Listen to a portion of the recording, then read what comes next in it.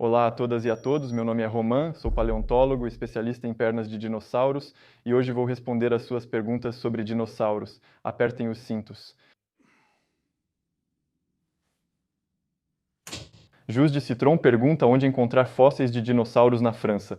Se você é como eu, vai se surpreender. Eu achava que não havia dinossauros na França, mas há muitos sítios de dinossauros lá. A França, analisando um mapa geológico, é formada por diversas bacias sedimentares.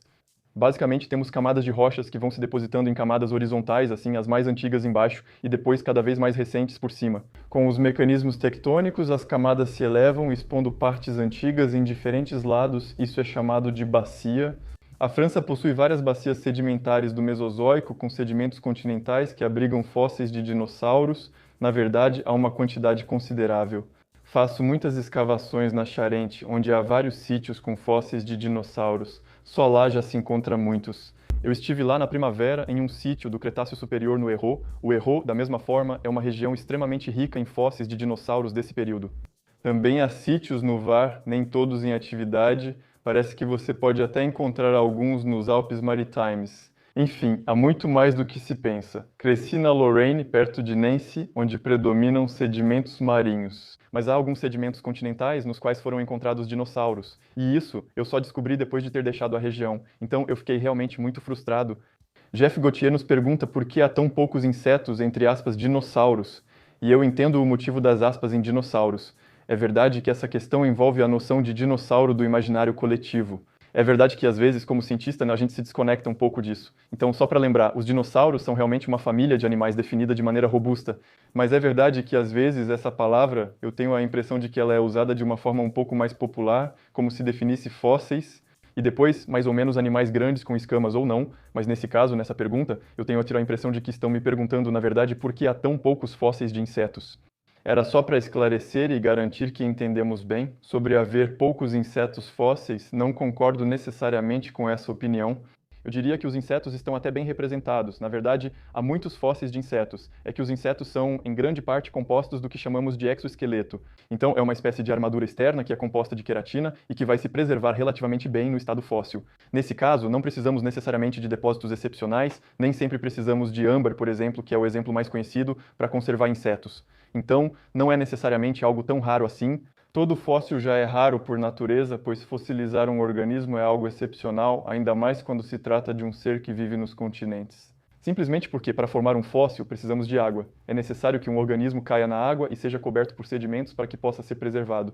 Então, é verdade que, de maneira relativa, vamos ter muito mais fósseis de organismos marinhos do que de organismos terrestres, por exemplo, e é por isso que fósseis de dinossauros vão ser relativamente raros mesmo, porque é muito mais difícil de preservar. E na verdade isso acontece com muitos animais terrestres, continentais, incluindo insetos. Então eu acho que nesse sentido realmente pode-se dizer que é um pouco mais raro fossilizar insetos do que, por exemplo, peixes fósseis ou micro-organismos marinhos. Mas dito isso, ainda assim temos uma bela abundância de fósseis de insetos. Tem o Christinen que nos pergunta se a representação dos dinossauros que temos até hoje é confiável. Eu, particularmente, diria que sim. Ainda assim, alcançamos boa confiabilidade na representação dos dinossauros atualmente. A paleontologia, em essência, se baseia em um critério bastante importante, isso se chama anatomia comparada. Então, o que fazemos basicamente é que a partir dos restos de dinossauros que encontramos, principalmente ossos, vamos comparar a morfologia desses ossos com a de animais atuais, que são os mais próximos. Então vai ser muito com répteis, mas também com aves. E no final, vamos nos basear em todas as características anatômicas comuns para tentar ter a representação mais fiel possível dos dinossauros.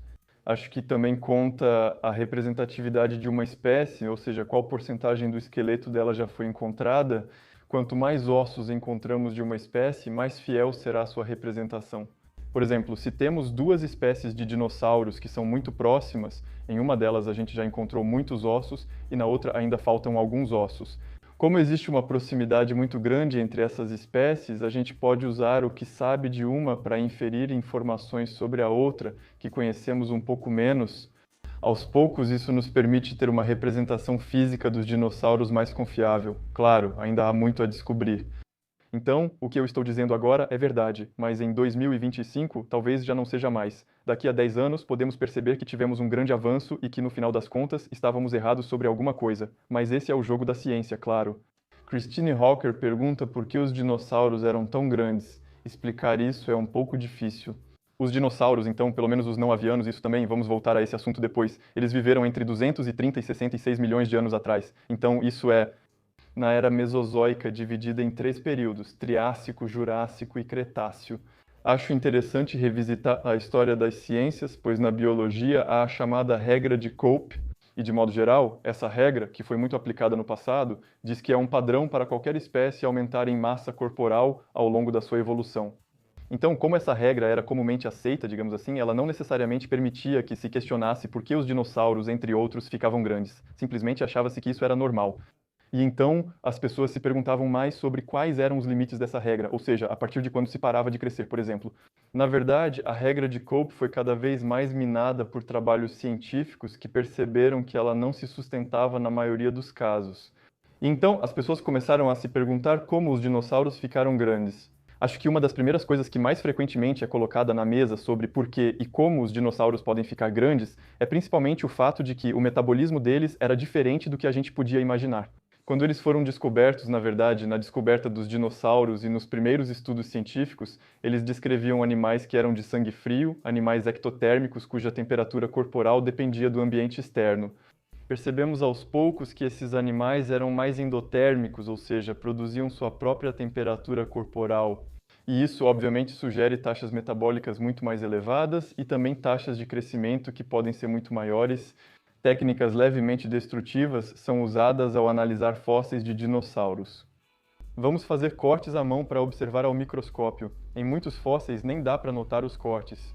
E também podemos usar outras técnicas, como coisas emprestadas da imagem 3D tomografia computadorizada, enfim, como se fossem radiografias de ossos.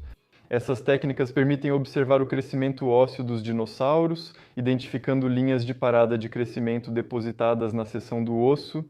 Isso se parece um pouco com o que podemos ver em um tronco de árvore, por exemplo. E então, contando esses círculos, na verdade, podemos determinar a idade de um dinossauro. E também, observando a espessura entre cada um desses círculos, além da natureza dos tecidos ósseos que são depositados entre esses círculos, somos capazes de definir as taxas de crescimento. E percebemos que, por exemplo, em dinossauros saurópodes, temos uma taxa de crescimento nos mais jovens que é extremamente alta, mas quando eu digo extremamente alta, é realmente muito... Um filhote de saurópode pode ganhar até 2 toneladas por ano, ou seja, é enorme. Isso é bem mais, aliás, do que um predador potencial, pois um grande terópode, como o T-Rex, não passa de 1 tonelada por ano. O que já é enorme fica em torno de 500 a 600 quilos, se não me engano. Então, tudo isso para dizer que nesses animais existem fatores internos que fazem com que eles sejam capazes de crescer muito rapidamente e, portanto, isso acaba favorecendo esse crescimento. Algumas espécies desenvolvem características especializadas para suportar massa corporal elevada. E então, algumas dessas espécies já tinham essas características antes que espécies mais tardias, digamos assim, desenvolvessem uma massa corporal elevada. Isso também ajudou na evolução do gigantismo em algumas espécies. Fatores externos também podem influenciar o tamanho dos animais.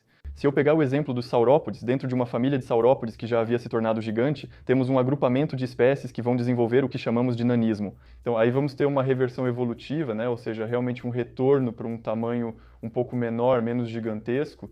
E então, esse nanismo, essa redução de tamanho, o interessante é que ela ocorreu em espécies que haviam sido isoladas, que viviam em uma ilha, na verdade. Então, isso sugere que o fato de viver em um habitat com um pouco menos de espaço, talvez um pouco menos de recursos, também pode influenciar os mecanismos de seleção em relação ao tamanho desses animais. Estamos falando de nanismo insular. No passado, havia hipóteses que foram propostas, que tinham respostas bastante, digamos, simples, como, por exemplo, essa ideia, que era bastante difundida, de que no Jurássico havia taxas de oxigênio que eram mais elevadas na atmosfera, e essa taxa de oxigênio mais alta teria permitido que os dinossauros evoluíssem para tamanhos muito maiores. E, na verdade, foi demonstrado em várias ocasiões posteriormente que essas taxas de oxigênio, no final das contas, não eram mais altas do que as atuais na atmosfera, no Jurássico, e, portanto, não teriam necessariamente favorecido, de qualquer forma, o aumento da massa corporal. E mesmo além disso, há estudos que demonstraram que também não havia realmente uma relação de causalidade entre uma oxigenação maior da atmosfera e um aumento da massa corporal. Temos uma pergunta de Aurélien Louvet que nos pergunta: até que ponto Jurassic Park enganou o espectador e os cientistas? Há ainda um post-scriptum que questiona: um gorila contra 100 pessoas, ok, mas um T-Rex contra quantos Deinonychus? Ótima pergunta. Então, nesse caso, Jurassic Park, do meu ponto de vista, acho que a gente usa muito o ângulo de mostrar o que o filme fez de errado para a representação popular dos dinossauros e a dinâmica científica. Mas na realidade é um filme, não podemos esquecer, que foi lançado há 30 anos e transformou a visão que as pessoas tinham dos dinossauros. É verdade que todas as pessoas da minha geração, pelo menos, cresceram em um mundo onde a gente sabia que os pássaros são dinossauros, por exemplo. Acredito que Jurassic Park ajudou a espalhar o conhecimento de que dinossauros eram dinâmicos e de sangue quente. Por isso, o filme não enganou o público. É importante deixar isso claro. Depois, é verdade que também é sempre interessante ver que o filme, desde o início, já tinha integrado coisas que eram falsas, e isso foi assumido. Como, por exemplo, temos um dinossauro no filme chamado Dilophosauro, que tem uma crista que se abre atrás da cabeça e cospe veneno. Eu adoraria que esse dinossauro fosse real. Infelizmente, embora o Dilophosauro realmente tenha existido, ele não tinha todas essas características. E também temos coisas que, na verdade, eram hipóteses da época e que já foram rejeitadas desde então. Isso mostra a ideia errada de que o T-Rex só enxergava movimento. Não faça isso se encontrar um T-Rex, pois não é verdade. Então, é isso. Mas nesse caso, eu acho que dá para entender. Também existe essa ideia e isso permite começar o debate T-Rex versus Deinonychus. A denominação Velociraptor também é usada para o grande dinossauro visto em Jurassic Park, o Dromaeosauridae, que mede cerca de 2 metros de altura e é muito perigoso. Na verdade, chamaram esse dinossauro de Velociraptor, mas já se sabia que era pequeno, pesando cerca de 15 quilos do tamanho de um ganso. Não estamos nem perto da representação do filme, mas é interessante que um dinossauro como o Velociraptor de Jurassic Park existiu. Ele foi descoberto mais ou menos quando o livro foi escrito ou o filme lançado, não lembro ao certo. Esse dinossauro se chama Utahraptor. Pois é um Dromaeosauridae que foi descoberto no estado de Utah, como o nome indica, e que nesse caso corresponde em termos de tamanho ao que vemos no filme. Então, se é um grande Dromaeosauridae assim que podia pesar entre 300 e 500 quilos, né? Então, realmente um animal que a gente pode imaginar como sendo aterrorizante. E isso nos leva àquela questão de um T-Rex contra quantos Deinonychus. Então, Deinonychus é uma versão um pouco intermediária em tamanho entre um Velociraptor e um Utahraptor. Acho que a pessoa aqui se referia ao Utahraptor em termos de tamanho. O Raptor de Jurassic Park. Bom, olha, o filme mostrou pra gente que 3 não eram suficientes, mas na minha opinião, eu diria que 5 já seriam mais do que o bastante, 1 ou 2 Utahraptors fazendo uma distração de leve. E depois, como aparentemente seriam caçadores organizados, eles saberiam muito bem que atacar uma artéria femoral ou algo assim faria o T-Rex cair, infelizmente. Então essa é a minha opinião sobre o assunto de qualquer forma. Temos Ipé Casimir, não validado, que pergunta como podemos determinar a cor dos dinossauros entre parênteses, pele, penas e olhos. Para os olhos vai ser complicado já de início, porque é verdade que para os dinossauros, aliás, até para qualquer organismo fóssil em geral, nem sempre vamos preservar tudo o que é tecido mole. Então, isso vai ser as estruturas que não são ósseas, como cartilagem, pele. E olha, olhos fossilizados, até onde eu sei, nunca foram encontrados. Então, seria um pouco complicado usar alguns métodos possíveis para inferir a cor dos olhos dos dinossauros, infelizmente. Por outro lado, em relação à pele e às penas, é bastante raro, mas de fato existem equipes de paleontólogos que conseguiram fazer algumas propostas sobre as cores. Então, mais uma vez, isso é muito raro. Não podemos ter uma ideia muito precisa das cores nos dinossauros. Por outro lado, em alguns dinossauros da família dos terópodes, que inclui todos os dinossauros carnívoros bípedes, como tiranossauros, T-rex e velociraptores, e então, nessa família, temos uma parte bastante importante dessa família que desenvolveu penas. Conseguimos encontrar penas fósseis, frequentemente preservadas ao redor do esqueleto de alguns animais. As aves pertencem a essa família. E dentro das penas podemos observar o que chamamos de estruturas de melanossomos, o que é interessante porque o que conhecemos na natureza atual é que a forma dos melanossomos está ligada a certas cores. E então, algumas equipes científicas conseguiram estudar a variedade de formas desses melanossomos em certos desses dinossauros com penas, e eles encontraram cores que vão do preto bem intenso até um vermelho realmente muito vibrante, na verdade. Isso nos permite, de qualquer forma, demonstrar rigorosamente que os dinossauros tinham padrões de coloração que não eram muito cinzentos, muito discretos, como podemos ver, por exemplo, neste dinossauro, onde essa era realmente a visão dos primeiros Jurassic Park, por exemplo, ou até mesmo visões mais antigas que se tinha, muito reptilianas, na verdade, desses animais. É preciso imaginar algo mais próximo das aves, com cores bem chamativas. Valor 0012 nos pergunta. Então, aqui, da mesma forma, é uma pergunta um pouco complicada, porque estamos falando de algo que realmente não se preserva necessariamente no estado fóssil. O som não pode realmente ser preservado.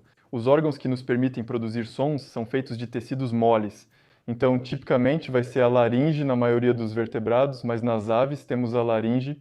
Também existe a siringe, encontrada em alguns dinossauros aviários fósseis. Assim como antes, é raro e não dá para fazer muitas inferências, mas é interessante.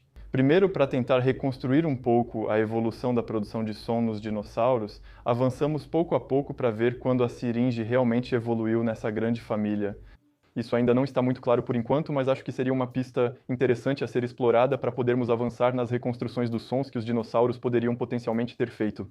Existe uma característica anatômica conhecida nos dinossauros. Vamos citar o Parasaurolophus da família dos ornitisquios. O Parasaurolophus é um dinossauro com bico de pato e uma longa crista que se estende para trás na cabeça. E, na verdade, essa crista é oca, ela estaria ligada às cavidades nasais do animal, e ele poderia ter usado isso para produzir sons, talvez para se comunicar com outros indivíduos do seu grupo ou algo assim. E então, há equipes de pesquisa que se divertiram tentando passar ar por esse chifre e tentando reconstruir o som que esse animal poderia ter feito. Então é isso, eu não posso imitar para vocês. Mas então, a gente tem potencialmente pelo menos um som que já foi produzido para um dinossauro, e depois, para avançar um pouco mais nisso, então vocês veem, mesmo que eu esteja dizendo desde o começo que não temos os elementos diretos para fazer essas inferências, geralmente tentamos encontrar meios indiretos para tentar avançar nessas questões. Já que não dá para reproduzir o som de um dinossauro, talvez devêssemos focar no que ele podia ouvir.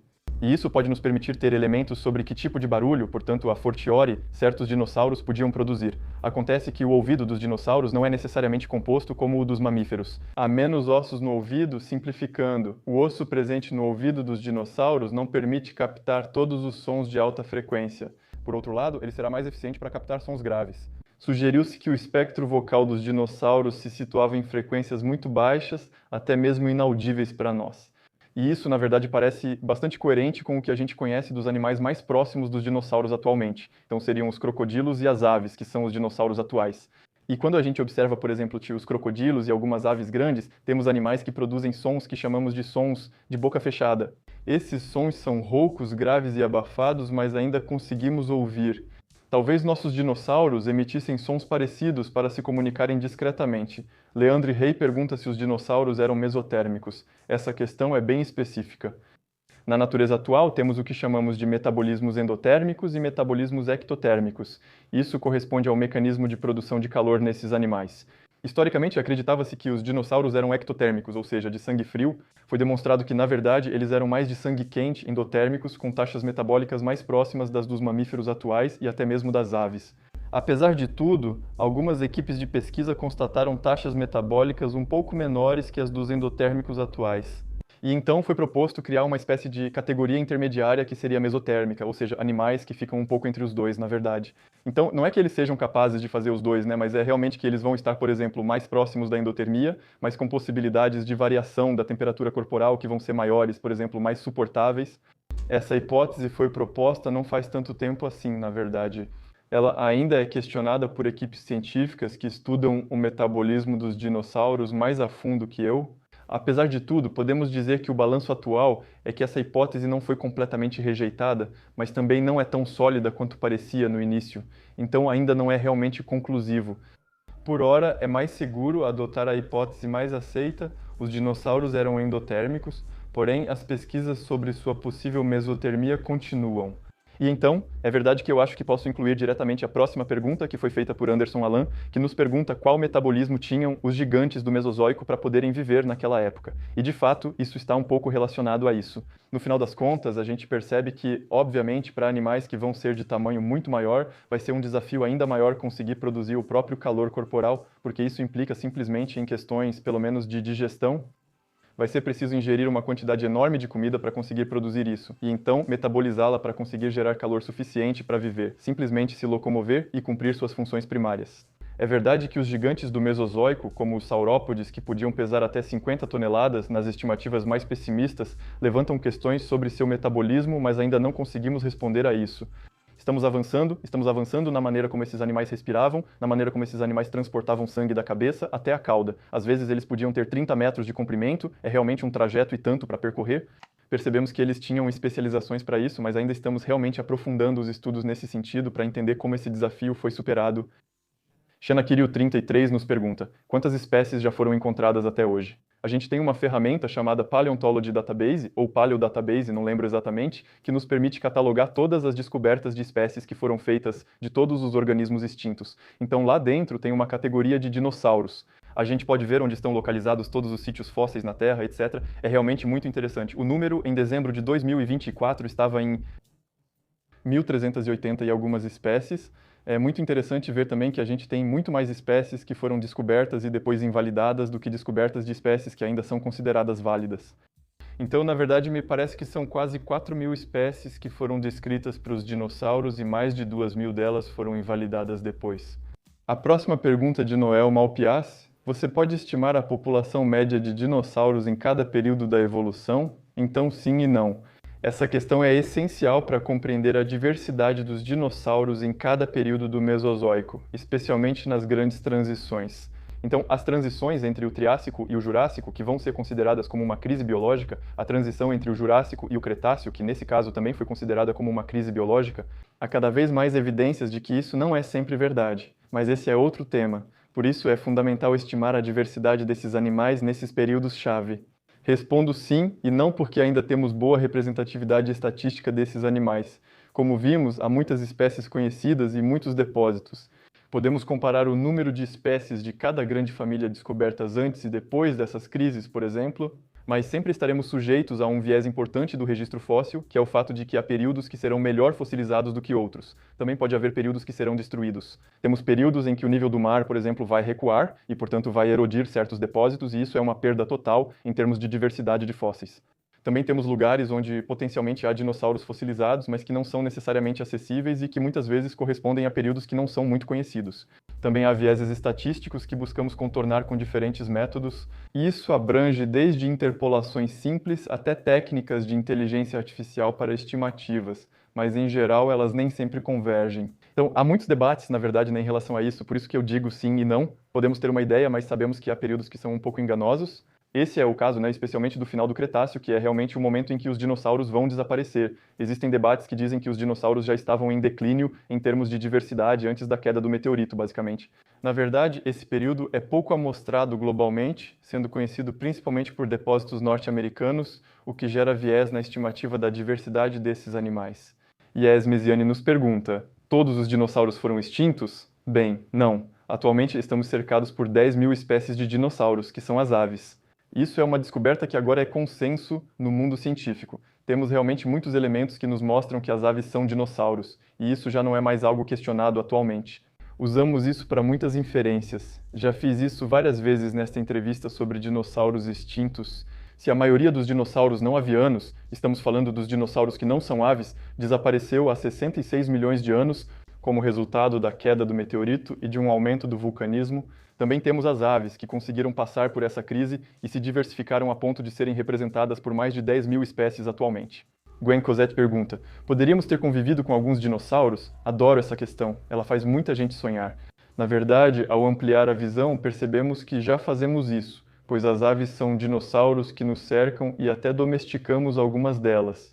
Quando olhamos, por exemplo, sim, as galinhas, os gansos, são dinossauros que conseguimos domesticar para obter uma forma, às vezes de exploração, mas é verdade que também existem modelos que permitem ter, digamos, uma relação um pouco mais de troca com esses animais. E então podemos totalmente, eu imagino, supor que se alguns dinossauros não avianos ainda existissem hoje, poderíamos ter tentado desenvolver esse tipo de relação com eles, e por que não encontrar usos agrícolas ou outros, mantendo uma relação respeitosa com eles? Então não tenho muita dificuldade em imaginar isso. Mas, de fato, é verdade que se imaginarmos dinossauros super perigosos em grande quantidade e tudo mais, aí obviamente seria um pouco mais complicado. Mas, de qualquer forma, partindo de um modelo que a gente já conhece, eu acho que não é nada difícil de imaginar, e é ainda mais divertido pensar que poderíamos ter um pequeno dinossauro como animal de estimação, por exemplo, em casa. Sobre a pergunta de Jerome e Tegra: como ocorreu a extinção deles? Os dinossauros não avianos foram extintos há 66 milhões de anos ao final do Cretáceo. De modo geral, nessa época, temos vestígios da queda de um meteorito muito grande que teria caído no que hoje chamamos de Golfo do México, na parte sul desse golfo, na região da Península de Yucatán. E esse meteorito, quando caiu, levantou uma nuvem de poeira em escala planetária, e isso é comprovado, pois nas rochas encontramos uma fina camada mineralógica que corresponde justamente à queda desse meteorito, e isso em escala planetária, realmente em todo lugar. Sabemos que esse meteorito caiu durante a extinção dos dinossauros, e há evidências de que isso iniciou uma cadeia de eventos catastróficos que justificam uma grande crise biológica.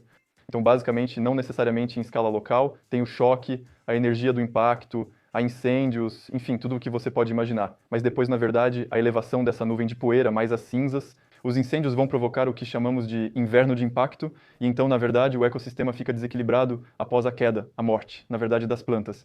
E então toda a cadeia trófica entra em colapso, na verdade, e infelizmente é assim que a maioria dos dinossauros desaparece. Então essa é a hipótese que é mais frequentemente apresentada. Mas a verdade é que tem outra coisa. Bom, eu digo coisa, mas é algo de uma escala muito grande que acontece nesse período. Isso são as traps do Deccan, um vulcanismo intenso que ocorria na Índia nesse período. Estamos falando de depósitos de lava com 2 quilômetros de espessura, cobrindo uma área do tamanho da França. Então, um vulcanismo muito importante e ativo por longo período, que também pode ter tido papel confundido com a queda do meteorito. Frequentemente surgem artigos científicos defendendo uma ou outra hipótese. Acho que é questão de importância relativa. O meteorito teve grande impacto e há estudos que relativizam a importância do vulcanismo intenso da época. Então é isso, tivemos essa extinção, e acho que depois podemos ir direto para a pergunta de Sara. RS60 já estamos no centro das questões científicas, por que algumas espécies sobreviveram e outras não? E aí realmente é esse lado um pouco diferencial das extinções, por que algumas espécies sobreviveram, como por exemplo as aves, e por que as outras desapareceram? Ainda não temos elementos conclusivos para responder. É parecido com a questão do tamanho nos dinossauros, onde às vezes aparecem elementos únicos. Por exemplo, havia a hipótese de que as aves tinham bico que permitia o acesso. Alimentos como sementes poderiam ter sobrevivido ao colapso trófico após a extinção e eles poderiam quebrar pequenas coisas que resistiram. Na verdade, essa hipótese não foi testada e não podemos afirmá-la. É muito estranho ver que, por exemplo, répteis voadores como as aves passaram pela crise, enquanto répteis voadores que não são dinossauros, como os pterossauros, esses se extinguiram. Então, realmente, esse aspecto diferencial ainda não tem resposta, e é uma questão científica que está sendo explorada ao máximo. E agora, para a pergunta final de Reinhold Valde, dado o peso deles, como os diplodocos acasalavam, então essa é uma questão da mesma forma que intriga os cientistas, mas sinceramente o problema é que não temos realmente elementos fossilizados para responder a essa pergunta. Não sabemos como estudar o acasalamento dos dinossauros, pois não há avanços ou indícios sobre isso. Como mencionei, talvez possamos inferir que diplodocos, animais de dezenas de toneladas, tinham um método especial de acasalamento para evitar riscos. Isso é óbvio. Então, depois, algumas pessoas falaram, por exemplo, que esses animais talvez iriam para a água para contrabalançar um pouco o efeito da gravidade, para se sentirem mais leves. Bom, sinceramente, isso não foi testado. Além disso, isso vai um pouco na linha histórica daquela ideia de um animal lento que vivia na água e era de sangue frio. E essa realmente não é mais a imagem que temos atualmente. Então, realmente, não temos elementos que apontem para isso. As questões continuam em aberto, é a mesma coisa. É difícil imaginar como estegossauros, animais com placas e espinhos nas costas, acasalavam. A gente se pergunta como conseguiam, se precisavam ficar de lado. Ainda assim, não acredito que eles montariam um no outro tão facilmente quanto imaginamos. Depois, é verdade que quando a gente observa a natureza atual, por exemplo, quando vemos como as aves de hoje fazem, as aves têm uma cloaca, que é um órgão único, que serve tanto para a excreção quanto para a reprodução. Basicamente, existem vários métodos que eles podem usar, incluindo o fato de ficarem em contato, meio que costas com costas, desse jeito. E então, isso é algo que talvez a gente possa, por que não, imaginar como uma estratégia que os dinossauros poderiam ter adotado. Mas é isso, só podemos inferir sem realmente conseguir aprofundar mais essa análise. Então não posso ir além disso. Não, eu só estou dizendo que a vida sempre encontra um caminho.